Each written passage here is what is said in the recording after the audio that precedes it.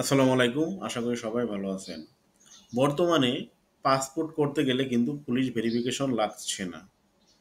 গত ১৮ই ফেব্রুয়ারি এই নিয়ে একটা পরিপত্র জারি হইছে অলরেডি। তো অনেকেই প্রশ্ন করেন, এখন তো পুলিশ ভেরিফিকেশন বাতিল আছে, তাহলে আমাদের ভেরিফাই করবে কি দিয়ে? আপনাদের ভেরিফাই করবে আপনার এনআইডি কার্ড দিয়ে। আপনার এনআইডি কার্ডে হুবহু যা আছে সেইভাবেই কিন্তু আপনার পাসপোর্ট আবেদন করতে হবে। এনআইডি কার্ডের সঙ্গে অমিল রেখে যদি আপনি পাসপোর্ট আবেদন করেন, তাহলে কিন্তু আপনার আবেদনটা বাতিল হয়ে যাবে।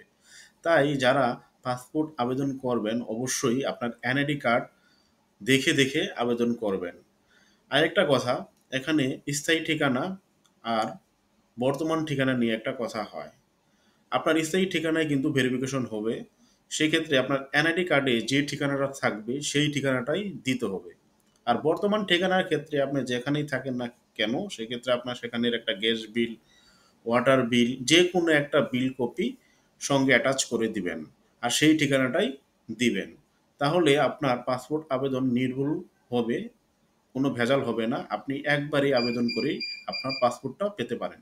সুতরাং যারা জানতে চেয়েছিলেন যে পাসপোর্ট পুলিশ ভেরিফিকেশন বাতিল, এখন কি দিয়ে ভেরিফিকেশন হবে, অবশ্যই আপনারা উত্তরটা পেয়ে গেছেন। এখন আপনার এনআইডি কার্ড অনুসারে ভেরিফিকেশন হবে। তাই ঠিকানা, নাম, বাবার নাম, পিতার নাম, মাতার নাম, এগুলো যখন দিবেন অবশ্যই কেয়ারফুললি দিতে হবে। তো আজকের মতো ভিডিও এখানে শেষ করব। যদি ভালো লাগে আমাদের পাশেই থাকবেন। আল্লাহ হাফেজ।